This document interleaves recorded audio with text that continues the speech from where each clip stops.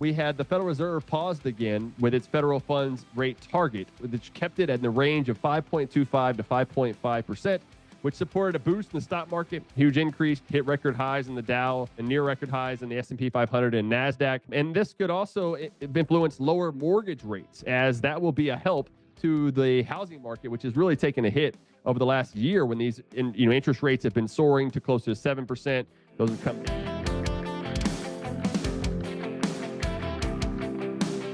Hello, welcome to This Week's Economy. I'm your host, Dr. Vance Ginn. Thank you for joining me today. We've got a lot to talk about, so let's jump right into it. On the national front, we had the U.S. jobs report come out last Friday. This is for November, and whenever you look at the headlines, it can look pretty strong. But remember, we've got to dig into the headlines to find out what the valuable insights are and what actually is going on in the economy that people are really feeling. Because remember, I've talked about this before, but the recent polls show that 84% of Americans are concerned about the economy. That doesn't indicate a robust labor market like some would make us want to think. In fact, when you look at the labor market and the jobs report that just came out, it shows that there were 199,000 jobs added on the non-farm payroll sector. And that's from the payroll survey from established entities, firms across the country that have been in existence more than 2 years. And so that gives you some indication of what's happening. But let's look at what's underneath those numbers. The 199,000, well, you got to subtract off the about 50,000 government jobs that were added. Remember, those are unproductive jobs. Maybe they do some things that add up a little bit here and there, but at the end of the day, they're all taking from the private sector. So even if they were productive by, let's say, $100, they've got to take $100 from the private sector to make a net of zero productive amount for the economy. And so that is not productive. That's what I mean by that when I say a productive private sector job versus an unproductive government sector job. And so when you take out the 50,000, that essentially gets us to 150,000 jobs that were added. So already that's slowing down, right? That's not very robust. But then we've also got to think about the revisions. Remember, we've had these major revisions over the last year plus of negative reductions of past months job creation that were initially reported.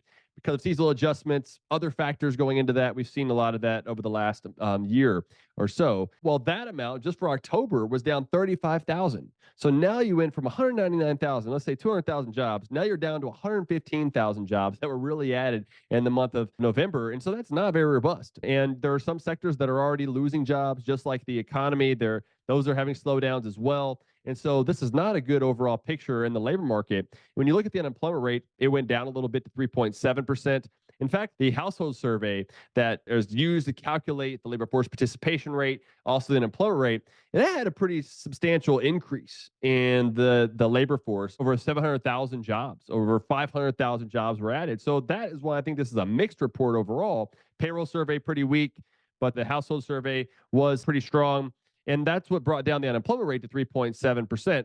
But remember, when you include underemployed workers, those who would like to be working full-time but are working part-time, or maybe in a job that's not fit for them with their skills and education levels and things of that nature, and also include discouraged workers, those who have kind of dropped out of the labor market but would like a job, that unemployment rate, called the U6 rate, underemployment rate, is 7%. So nearly twice what the U3, the headline reported in unemployment rate is. So that's something we need to keep an eye on. And the last big thing that comes out of the jobs report is average weekly earnings. So average hourly earnings are good, how much you're getting paid per hour. But we also need to think about how many hours people are actually working. And so that's why I think average weekly earnings are the best way to look at how much people are getting paid and what it looks like across the economy. That was up 3.7% year over year, which can look good. But as we'll talk about in a minute, inflation is also running about that speed. So you're not seeing much of an increase in purchasing power of how much of a basket of goods and services that you can buy. So I really think this was a mixed jobs report. I think that there are some weaknesses overall,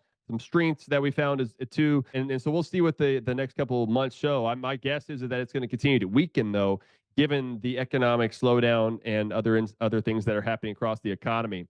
Also, though, over the last week, we had an inflation report, CPI inflation, the Consumer Price Index put out by the Bureau of Labor Statistics. They showed that inflation has moderated down to 3.1%. So that is a good sign. But remember, the Fed's average annual rate of inflation, the annual year over year inflation rate is closer to 2%, right? So that 3% is still 50% higher than their inflation rate target of the Federal Reserve, the central bank. And if you look at change CPI inflation, which adjusts for the substitution effect, so if one price goes up, you buy something else instead, that is not accounted for in the headline CPI inflation rate of 3.1%. So you include that in 3%, which people actually buy and do a lot of that, those substitutions. That rate was 3% year over year. However, whenever you look at the core, so exclude the volatile food and energy prices, which we all buy, but you want to look at the trends of what the underlying inflationary pressures are, and you just look at the core inflation rate, that was still running hot at 3.7% for chain CPI and 4% for headline CPI. So again, if you look at the average weekly earnings increase of 3.7%, it was either flat or declining. And in fact, over the last 2 years, we've seen flat or declining real average weekly earnings. So it's not a good sign for those folks making that money overall. We need more. We need increasing purchasing power over time. And then also this week, a lot of stuff going on at the national level. We had the Federal Reserve paused again with its federal funds rate target, which kept it in the range of 5.25 to 5.5%. Which supported a boost in the stock market, huge increase, hit record highs in the Dow and near record highs in the S&P 500 and NASDAQ. And this could also influence lower mortgage rates, as that will be a help to the housing market, which has really taken a hit over the last year when these interest rates have been soaring to close to 7%. Those have come down some, and they'll probably go even lower, given that the Fed indicated that they're going to lower, they're probably going to cut interest rates 3 times next year. My guess is it'll be by 25 basis points each time. So that gets us down to 4.75% from the target interest rate by the end of 2024. But we'll see what happens overall with the inflationary pressure. They also indicated, though, that inflation would not go back to 2% until 2027. So 3 more years of over 2%, their average inflation rate target. And so that's another reason why I think that we may see higher interest rates for longer, and why they've really got to start cutting their balance sheet more. It's still at $8 trillion. If they don't cut that, I don't see a reduction in the inflationary pressures in the economy. Remember, that's high-powered money that's driving the inflationary pressures throughout the economy. And ultimately, I think we need to end the Fed, of course. But until then, we need a rule, and that if you follow a rule like the Taylor rule, a money growth rule by Milton Friedman, or something else, we would have a much smaller balance sheet, because that is really what's driving inflation. So, I think this was highly expected by what the Federal Reserve did by not raising interest rates, by not cutting interest rates, just leaving it paused. But they did indicate they're going to cut more next year. That could be inflationary. But I think it's also baked in the cake, though, too, because the Congress has overspent, running up massive debts, and the deficits will continue to grow. And as interest rates stay high, the net interest payments on the debt will also remain, $1 trillion plus per year. That's unsustainable. And so there will be an incentive, a push for the Federal Reserve to keep interest rates low or lower than they otherwise would, to help out with that cost of our national debt, which is the biggest crisis that I think we have in the United States. But that also means we'll have more inflationary pressure. So we've got a lot of trade-offs that are happening there that we need to keep an eye on. As far as for the states, recently released the Sustainable Colorado Budget with Ben Murrey at the Independence Institute there in Colorado, which talks about setting a maximum threshold based on population growth plus inflation. This will be the first one in Colorado that I've been able to publish with them. It goes along with the Americans for Tax Reform Sustainable Budget Project that I released recently as well with them at atr.org/budget project. But this one, the Sustainable Colorado Budget, is really important because remember, the Taxpayers' Bill of Rights, the TABOR is what it's called, is a spending limit that's really been the gold standard of the last 30 years since it was put in place in 1992 and voters approved it in their constitutional amendment. It's really been the gold standard of using population growth plus inflation. About 2/3 of the budget was covered underneath it, but it's been weakened over time by courts and progressive legislators to remove dollars that were underneath the TABOR limit. So now it's only about 43%, so less than half of the overall budget's even covered based on population plus inflation. So they've done a good job with that portion, but the rest of the budget has increased faster than that, which is what we show in the Sustainable Colorado Budget. So we say, hey, look, let's increase it back to where it was before, with all state funds, about 2/3 of the budget, based on population growth plus inflation. And if you do that, you can provide more tax relief in the process, substantial tax relief. So don't miss that one in the Sustainable Colorado Budget.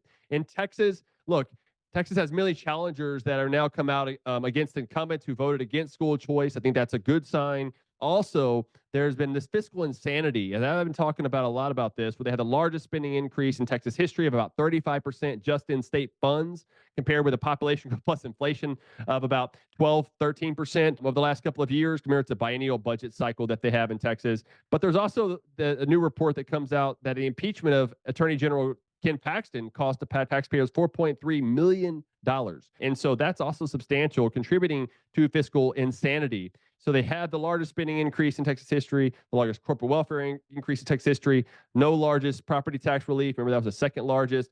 They had the largest amounts for constitutional amendments that was passed and voters approved this year. And then there was no school choice. I just think this is a tough year in Texas for all of these issues, and it was going to last with Texans for a long time. Hopefully, we can get things turned around quickly. There's one reason why it's good to see many of these incumbents are getting challengers, whether they lose or not. Hopefully, it'll start to push them in the right direction. Other big news, California faces $68 billion budget deficit from progressive fiscal policies. I mean, they just can't get their stuff together. Remember, it's not a tax issue. They have the highest income tax rate in the nation. It's all about spending, and they're spending too much. So they've got a lot of problems. As far as other issues that are going on, economist Claudia Golden won the prize in economic sciences in memory of Alfred Nobel in 2023, also known as the Nobel Prize in Economics, for having advanced our understanding of women's labor market outcomes. And recently she gave her speech before the audience there, and I'm going to put that in the show notes, but you can watch her lecture and also see my top 10 list of prize winners over the years.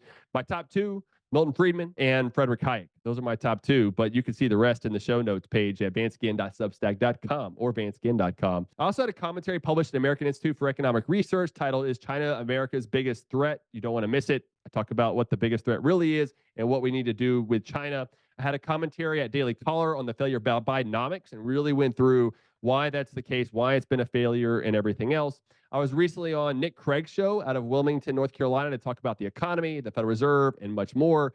Don't want to miss that episode. And then regarding the Let People Prosper episodes that have come out recently, on Monday was with Jennifer Huddleston of the Cato Institute on the problems with regulating technology, antitrust issues, and so much more. You don't want to miss that episode. And the upcoming Let People Prosper episode is with Dr. Chris Coyne on the economics of war and whether it's worth it. We get into the Russia-Ukraine situation, the Israel-Hamas situation, and why we should be in any of these wars or why we should not be in any of these wars moving forward. You don't want to miss that one. Also, a reminder about the giveaway I'm doing for registering on Gleam, which you can find in the show notes page, and leaving a rating or review on Apple Podcast or Spotify. I think that's a great way to do it. Hopefully, it'll give me some more attention for these podcasts, but I'm also wanting to give you a paid subscription for a year to my Substack, because that's going to be going more towards paid here soon, and you'll get a lot more information there provided underneath the paywall. But also, I'm going to be giving away the great book that I did an interview with Lexi Hudson recently on the soul of civility. You don't want to miss that. So please go in and register and write a rating or review. That would be fantastic.